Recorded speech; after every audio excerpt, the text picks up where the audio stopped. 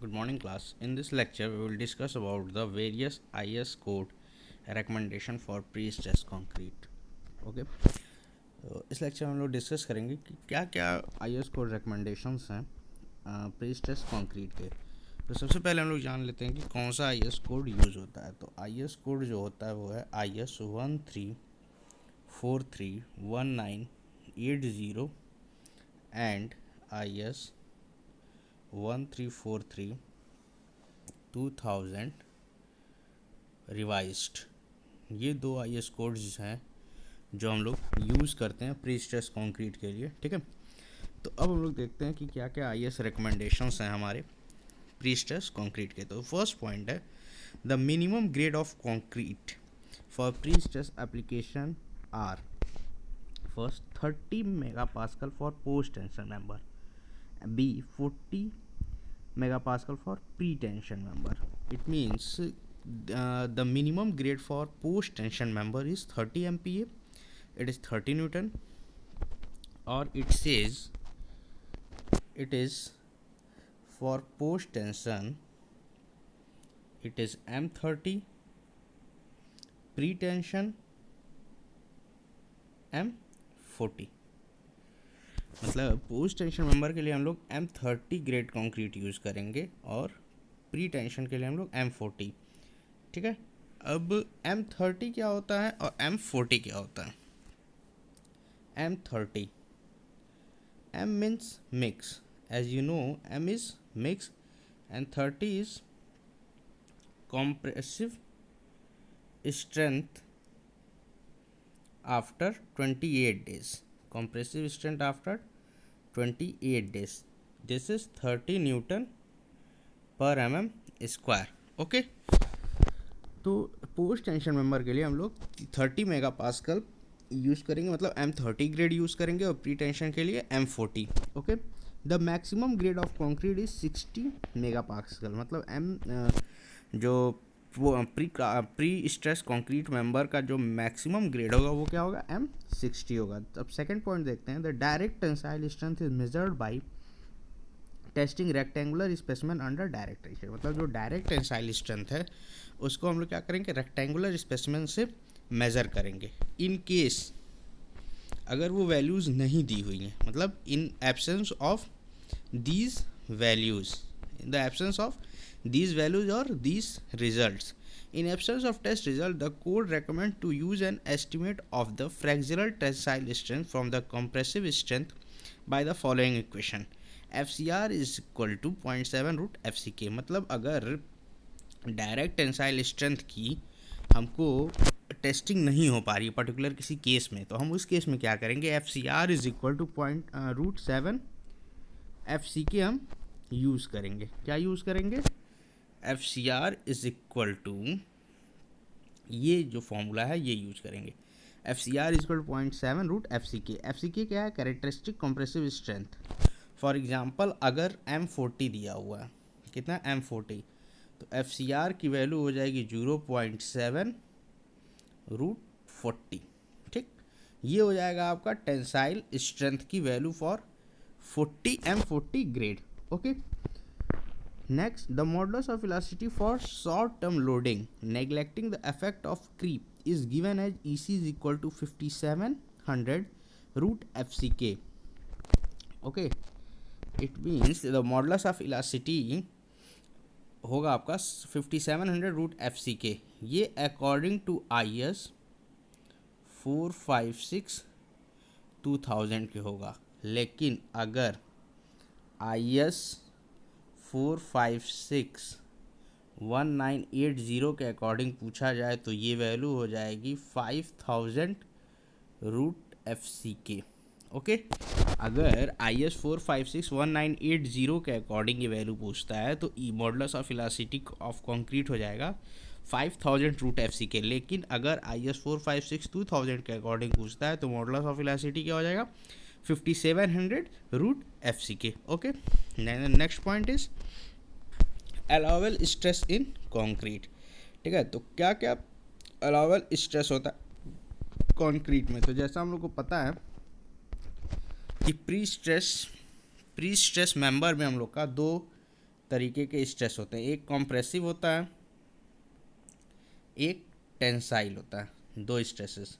अब हम लोग जो कॉम्प्रेसिव है उसको फ्लेक्सर में पढ़ेंगे, डायरेक्ट कॉम्प्रेशन पढ़ेंगे, डायरेक्ट टेंशन पढ़ेंगे। मतलब एक कॉम्प्रेसिव को हम लोग फ्लेक्सर में भी पढ़ेंगे, डायरेक्ट टेंशन में पढ़ेंगे और कॉम्प्रेशन में पढ़ेंगे। तो इन तीनों में कैसे कैसे क्या क्या अलाउेबल कॉम्प्रेसिव स्ट्रेस होता है ये हम लोग देखेंगे। तो the allowable stresses are used to analysis and design members are under service load. IS 1343 specifies the maximum allowable compressive stresses for different grades of concrete under different loading.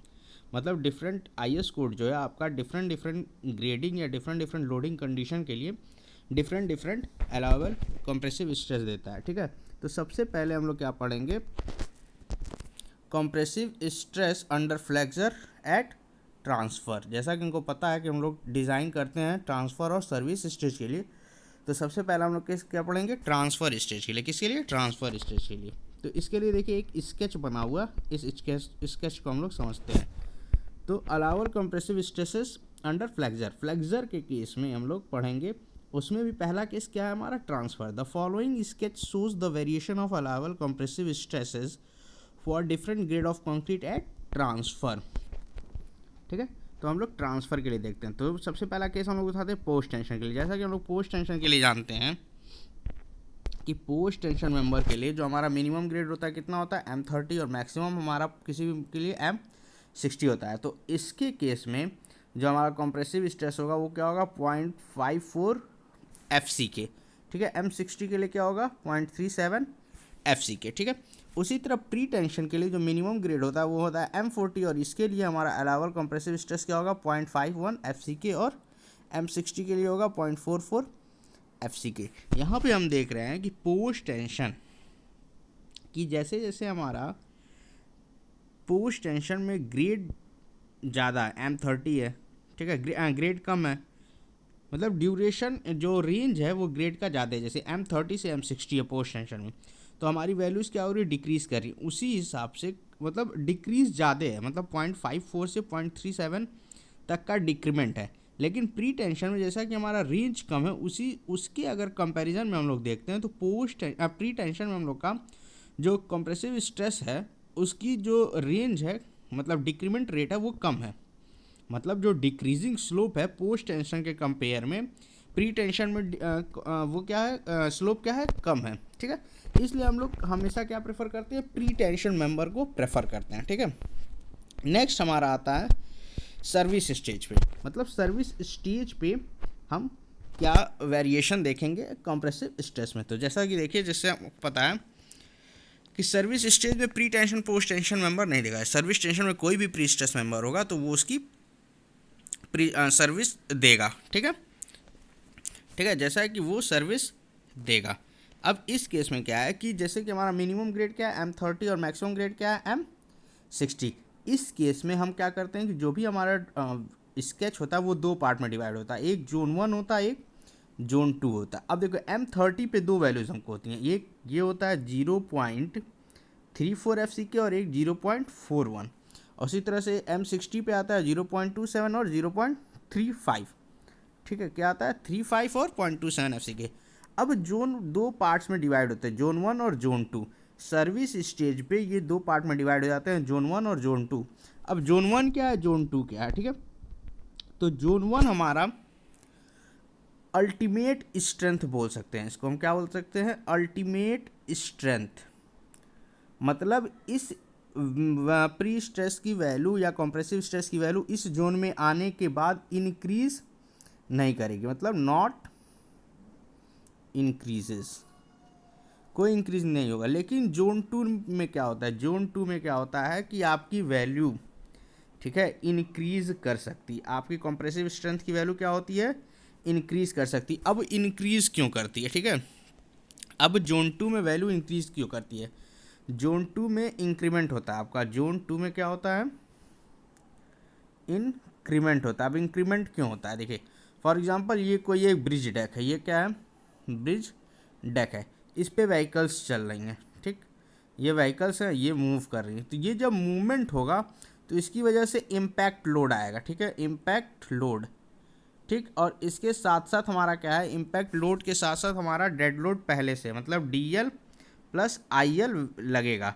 इसकी वजह से क्या होगा कि एक्स्ट्रा लोड आएगा और यहाँ पे क्या होगा, हमारा वैल्यूज़ इंक्रीज़ करेगा, ठीक है। तो पता चल गया कि जोन 1 में कोई इंक्रीज़ नहीं होगा, नो इंक्रीज़, और जोन 2 में हमारा क्या होगा, इंक्रीमेंट हो सकता है, ठीक है, इंक्रीमेंट हो सकता है। तो ये हमारी दो वो थे, एक था हमारा ये सर्विस लोड पे और एक हमारा था जो ट्रांसफ़र लोड पे था। तो यहाँ पे देखिए जोन 1 में represent the location where the compressive stresses are not likely to increase, मतलब इंक्रीज नहीं कर सकते हैं। Zone 2 represents the location where the compressive stresses are likely to increase such as due to transient load from vehicle on bridge deck, मतलब bridge deck पे या कोई भी प्रीस्ट्रेस मेंबर पे कुछ एप्लीकेशन हो रहे हैं तो उस समय क्या होगा कि आपका आपके लोड या जो कंप्रेसिव जो हमारा स्ट्रेस है, टोटल स्ट्रेस की वैल्यू है वो इंक्रीज कर सकती है, ठीक है। अब नेक्स्ट हम लोग allowable compressive stress under direct compression में पढ़ते हैं। तो डायरेक्ट कंप्रेशन में क्या है कि for direct compression except in the part immediately behind the anchorage, मतलब जो एंकरेज के पास के पार्ट हैं उसको छोड़ के जो maximum stress is equal to 0.8 times maximum compressive stress under flexure, ठीक है। तो इस स्टेटमेंट का मतलब ये है कि मैक्सिमम स्ट्रेस इस केस में क्या होगा आपका 0.8 टाइम ऑफ FC क्या है, कंप्रेसिव स्ट्रेस अंडर फ्लेक्सर, ठीक है। फ्लेक्सर में कंप्रेसिव स्ट्रेस है वो क्या होगा आपका 0.8 टाइम्स होगा maximum compressive stress of flexure into 0.8 is equal to maximum stress in case of direct compression, ठीक है। अब हम लोग पढ़ते हैं allowable tensile stress under flexure. जो नेक्स्ट हमारा रिकमेंडेशन है वो क्या है, allowable tensile stresses under flexure. तो टेंसाइल स्ट्रेसेस जो हमारा होता है, टेंसाइल स्ट्रेसेस के बेस पे हम लोग क्या करते हैं कि प्री स्ट्रेस मेंबर को 3 पार्ट में डिवाइड कर देते हैं,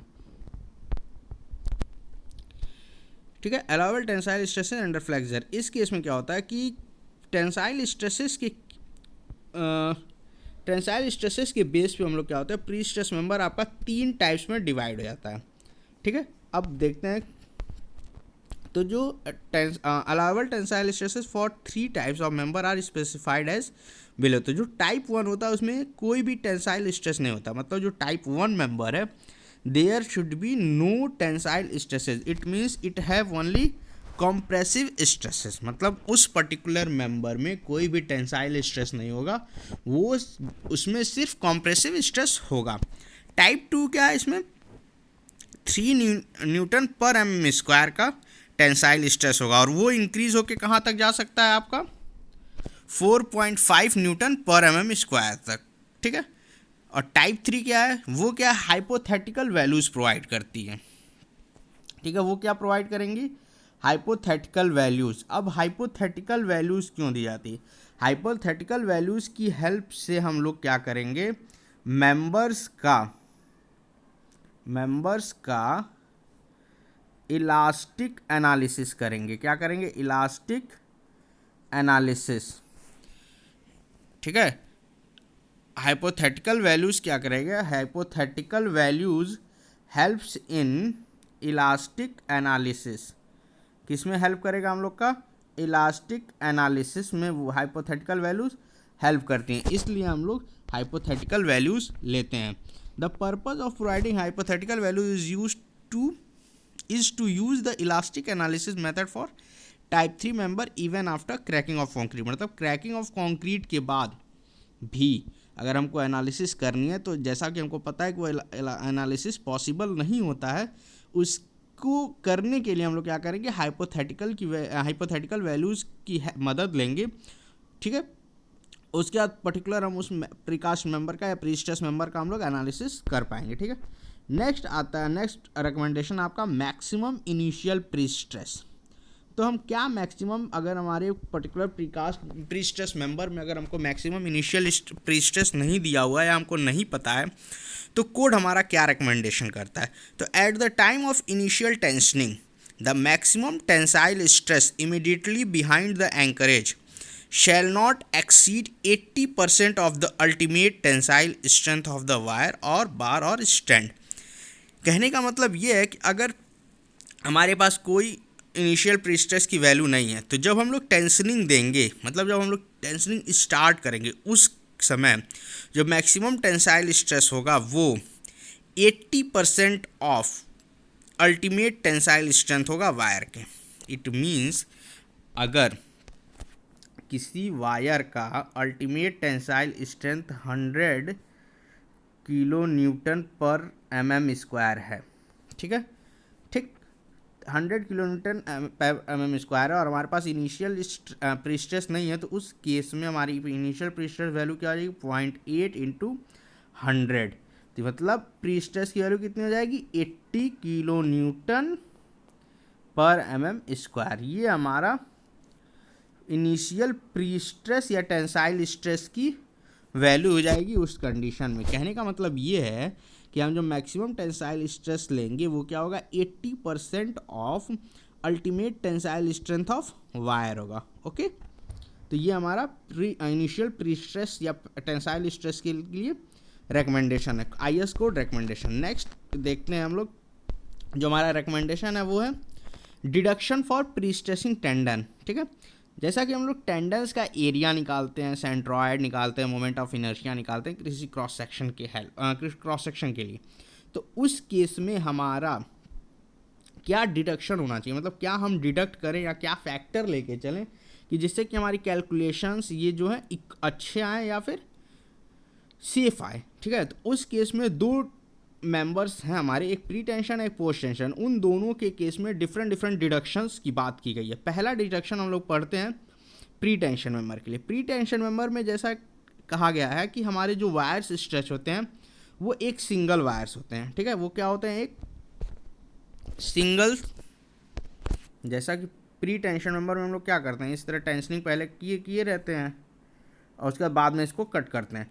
तो ये हमारा प्री टेंशन मेंबर है। अगर प्री टेंशन मेंबर है तो इस केस में हम क्या करते हैं कि एक सिंगल वायर प्री स्ट्रेस करते हैं, तो उस समय हमको कोई डिडक्शन या रिडक्शन करने की ज़रूरत नहीं पड़ती है।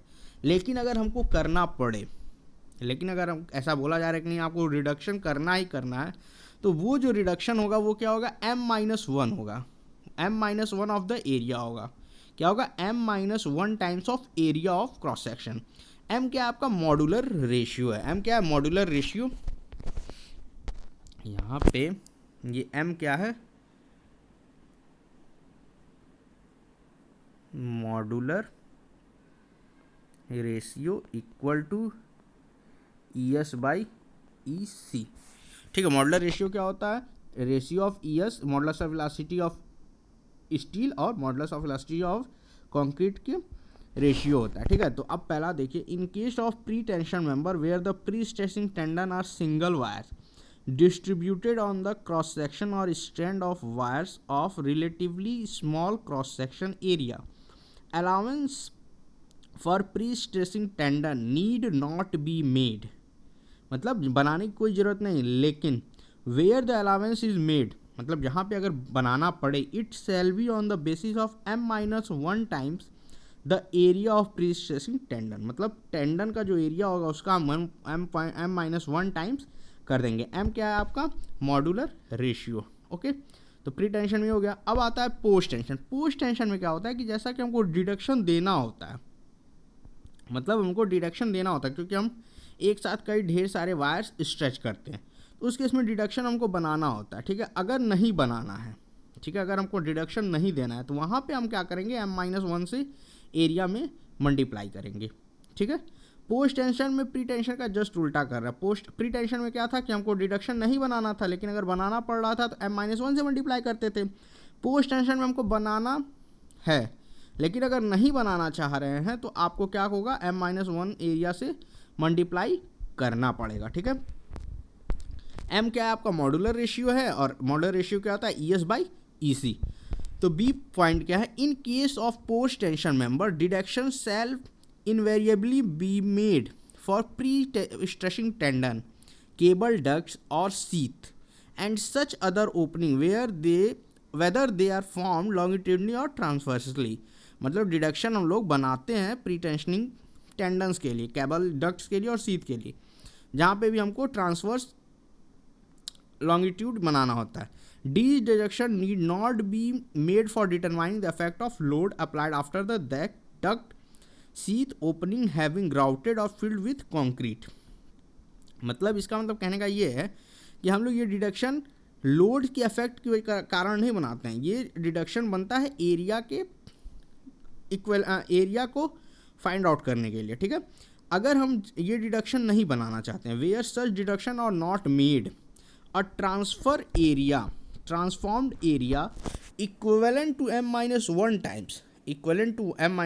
times the area of precession shall be taken in calculation। अगर हम डिडक्शन नहीं बनाना चाहते हैं पोस्ट टेंशन मेंबर में, तो हमको जो एरिया लेना होगा वो क्या, वो किसके इक्वल होगा, m-1 times of area of pre stressing tendon, ठीक है। इन कैलकुलेशन में हमको m-1 times of area of pre stressing tendon लेना होगा, और m क्या है आपका, मॉड्यूलर, ठीक। अब नेक्स्ट हम लोग देखते हैं, नेक्स्ट क्या है आपका, कवर। नेक्स्ट रिकमेंडेशन क्या है कवर के बारे में, ठीक है। तो कवर में जैसा कि हमारा दो तरह का मेंबर होता है, एक प्री टेंशन मेंबर होता है, एक पोस्ट टेंशन। तो प्री टेंशन के लिए जो मिनिमम कवर एटलीस्ट हम लोग यूज़ करते हैं वो क्या है, 20 mm। E pre tension work the cover of concrete measure from the outside of the pre stressing tendon shall be at least 20 mm। मतलब इसका कहने का मतलब ये है कि इस केस में जैसे कोई एक प्री टेंशन सेक्शन है, ठीक है, ये आपका बार है, ठीक। इसके बाहर से मतलब सपोज ये और ये जो डिस्टेंस है ये आपका जो होगा 20 mm हो। जैसा हम लोग आरसीसी में क्या लेते हैं, आरसीसी में हम लोग मिड से लेते हैं, लेकिन इस केस में हम लोग को प्री टेंशन में कैसे करना है आपका, एक बार और आप लोग देखिए। प्री टेंशन जैसे ये है बार हो गया, ठीक, ये अभी आरसीसी हम बता दे रहे हैं, ठीक है। ये आपका कौन सा केस है, आरसीसी है, और ये आप मान लीजिए पीएससी का केस है। ये किसका है, पीएससी का है। आरसीसी में क्या करते थे हम लोग, मिड से लेते थे, तो ये आपका कवर होता था। लेकिन यहाँ पे क्या करना, ये बॉटम ऑफ टेंडन लेंगे और ये आपका क्या होगा, कवर होगा, ठीक है। तो ये आपका इस तरह से हम प्री टेंशन में कवर देखते हैं, ठीक है। प्री टेंशन में हम लोग कवर देखते हैं, ठीक। अब पोस्ट टेंशन वर्क में आते हैं, जहाँ पे हम लोग को केबल या लार्ज चीज़ें यूज़ होती हैं। तो in post tension work where cables and large side bars are used the minimum cover clear cover from duct, मतलब डक्ट से वो कवर लेना है, shall be at least 30 mm और द साइज ऑफ केबल और bar which ever is bigger, ठीक है। मतलब आप पोस्ट टेंशन के केस में, ठीक है। अब हम किसकी बात कर रहे हैं, पोस्ट टेंशन की केस, किसकी बात कर रहे हैं, पोस्ट टेंशन। पोस्ट टेंशन के केस में क्या है कि सपोज ये है, यहाँ से हमारा डक्ट फॉर्म हो रहा है, ये डक्ट है, तो डक्ट से ये आपका 30 mm या फिर 30 mm, ये आपका क्या होगा,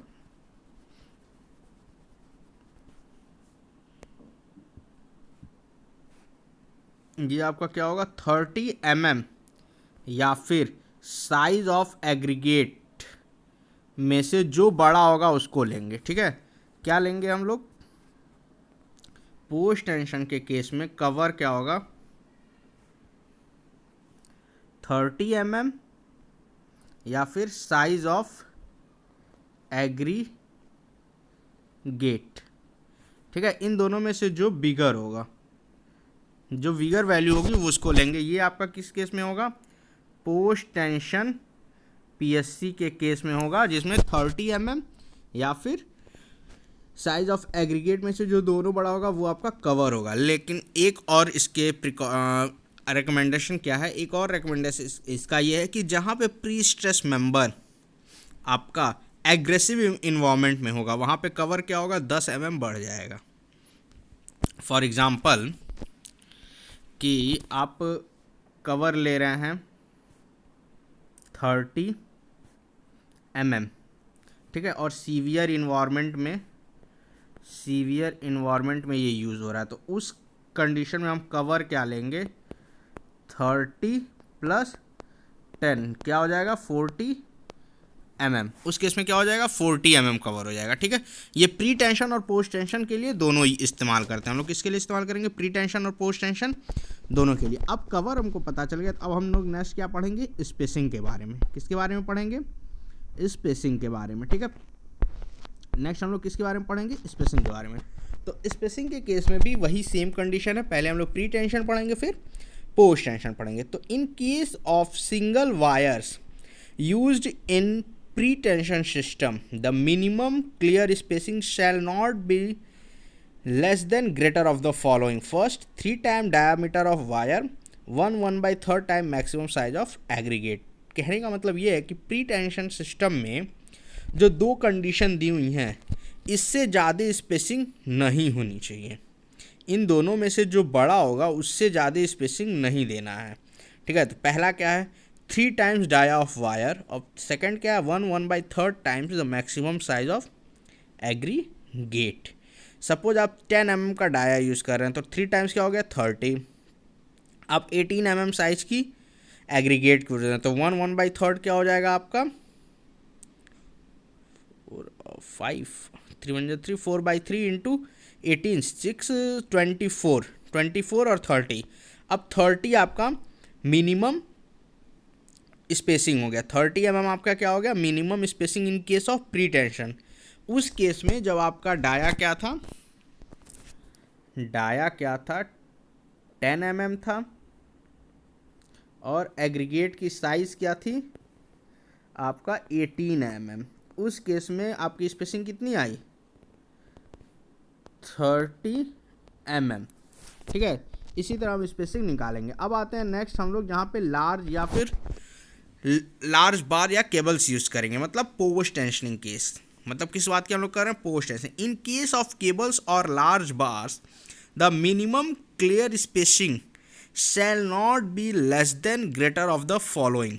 मतलब इन तीनों से बड़े से ज़्यादा नहीं होना चाहिए। पहला क्या, 40 mm, सेकेंड मिनिमम साइज और मैक्सिमम साइज ऑफ केबल और bar, third is 5 mm plus maximum size of aggregate, ठीक है। 3 कंडीशन दी हुई है। पहला कंडीशन क्या है, 40 mm जो फिक्स है। दूसरा मैक्सिमम साइज ऑफ केबल और बार, तो सब आप बार यूज़ कर रहे हैं 12 mm, 16 mm मैक्सिमम हो गया। सी क्या है, 5 mm plus minimum size of maximum size of aggregate. Suppose आप maximum size of aggregate 20 mm use किए, तो वो आ जाएगा 25। इन तीनों में जो बड़ा होगा उससे आपका बड़ा स्पेसिंग नहीं होगा। ये किस केस का है, ये पोस्ट टेंशनिंग के केस का है, ठीक है। अब अगर केबल्स या वायर्स हमारा ग्रुप में यूज़ होता है, कहीं कहीं ग्रुप में यूज़ होता है, तो उस केस में क्या होगा, तो हमारा IS कोड क्या कहता है कि IS कोड ये कहता है कि जब भी हम ग्रुप में यूज़ करेंगे वायर्स, तो वो 4 से ज़्यादा नहीं होना चाहिए, ठीक है। जैसा कि फिगर में बताया गया है, यहाँ पे देखिए फिगर में बताया गया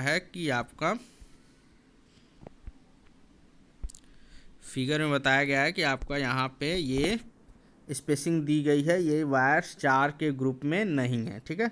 और इन दोनों के बीच की जो वर्टिकल डिस्टेंस है वो कितनी है, 50 mm मिनिमम होनी चाहिए, ठीक है। इसके लिए हम लोग स्पेसिंग देखते हैं कि स्पेसिंग कैसे हम निकालेंगे। तो minimum clear spacing between groups